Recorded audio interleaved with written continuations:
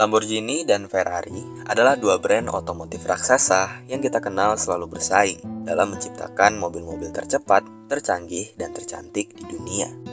Rivalitas keduanya ternyata sudah dimulai sejak dulu kala, di mana sejarah kemunculan Lamborghini ternyata berhubungan langsung dengan rival utamanya, Ferrari.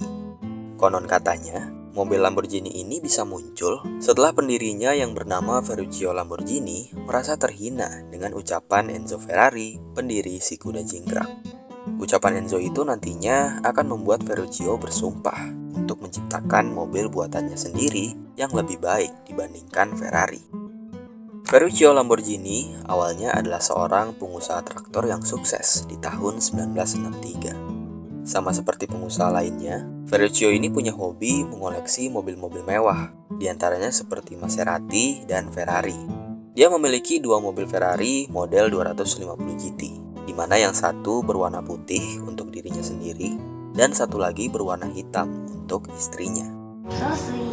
So sweet. Kenapa jadi so sweet? Uniknya, selama menjalankan bisnis traktornya yang sukses, Ferruccio ini punya kebiasaan buat ngajakin klien-klien bisnisnya untuk makan malam di restoran mewah sambil diantar menggunakan mobil Ferrari miliknya. Nah, tapi masalahnya, Ferruccio ini tuh bukan supir yang handal, dan hal ini membuat Ferrari miliknya jadi sering bermasalah di bagian kopling. Karena itulah, Ferrari milik Ferruccio ini mau nggak mau harus jadi langganan masuk bengkel Ferrari buat nge-servis koplingnya. Tapi setelah 4 kali dibawa ke bengkel Ferrari, mobil itu kayaknya nggak kunjung membaik. Ferruccio pun mulai kesal dan akhirnya dia mutusin untuk memperbaiki mobilnya sendiri bersama mekanik di pabriknya. Lalu, saat mereka membongkar mobil itu, Ferruccio justru dibuat terkejut setelah mengetahui bahwa part kopling yang terpasang di mobil itu ternyata sama persis dengan yang ia pakai untuk membuat traktornya. Parahnya lagi, harga dari part kopling itu tuh sebenarnya nggak mahal-mahal banget. Tapi di bengkel Ferrari yang sering dia datengin, Ferruccio tuh udah kelanjur ngeluarin uang banyak cuma buat ngeganti part kopling tersebut. Nah, kesal gara-gara hal itu, Ferruccio akhirnya nemuin Enzo Ferrari untuk melayangkan komplain sekaligus memberi saran terkait masalah kopling pada mobil Ferrari 250 GT itu. Tapi, sesampainya di sana, bukannya permintaan maaf yang dia dapat, Ferruccio ini malah mendapat hinaan dari Enzo Ferrari karena dianggap hanya seorang juragan traktor. Kira-kira ucapannya kayak gini, "Kamu itu cuma pengendara traktor, cuma seorang petani. Kamu nggak seharusnya komplain saat mengendarai mobil buatan saya, karena itu adalah mobil terbaik di dunia." Hinaan itu tentu bikin si Ferruccio ini tersinggung. Dari sana, dia kemudian bertekad untuk membuat sebuah supercar yang sebanding bahkan lebih baik dibanding Ferrari. Lalu, hanya dalam waktu 4 bulan sejak kejadian itu, Ferruccio langsung mendirikan pabrik baru di Sant'Agata Bolognese. Dari situlah, pada tahun 1963, Lamborghini pun lahir, dan pabrik itu di masa depan akan dikenal dunia sebagai markas utama Lamborghini.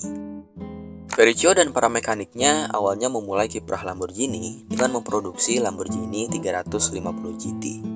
Semua orang waktu itu tentu pada bingung, gimana ceritanya si Ferruccio ini mampu mendesain sebuah mobil hanya dalam waktu 4 bulan. Dan jawabannya sebenarnya ada pada tim yang membantunya.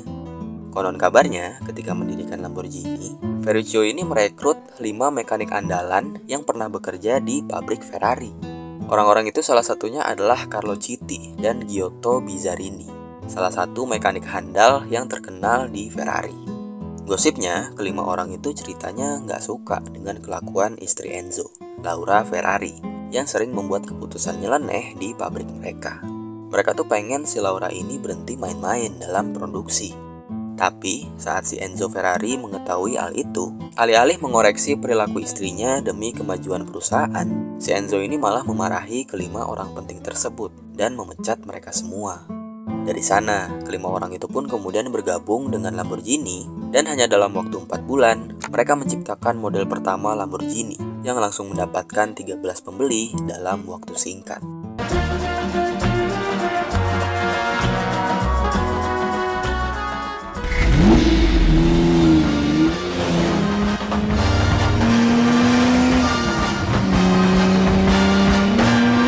Lalu di tahun 1965, Lamborghini pun membuat sebuah gebrakan baru. Kala itu, mobil kencang umumnya memiliki satu pakem tersendiri, yakni mesinnya berada di depan. Pakem ini pun ingin didobrak oleh Lamborghini.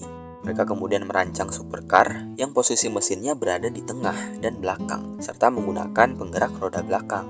Dari ide gila inilah lahir Lamborghini Miura yang menggemparkan seisi dunia melalui pameran otomotif pada Turin Auto Show 1965. Mobil itulah yang kemudian menjadi incaran dunia sekaligus pukulan telak bagi mobil si kuda jingkrak alias Ferrari. Dari sana, persaingan keduanya pun dimulai. Dan dalam dunia otomotif, pertarungan kuda dan banteng ini terus menjadi perhatian dunia dan tetap abadi hingga hari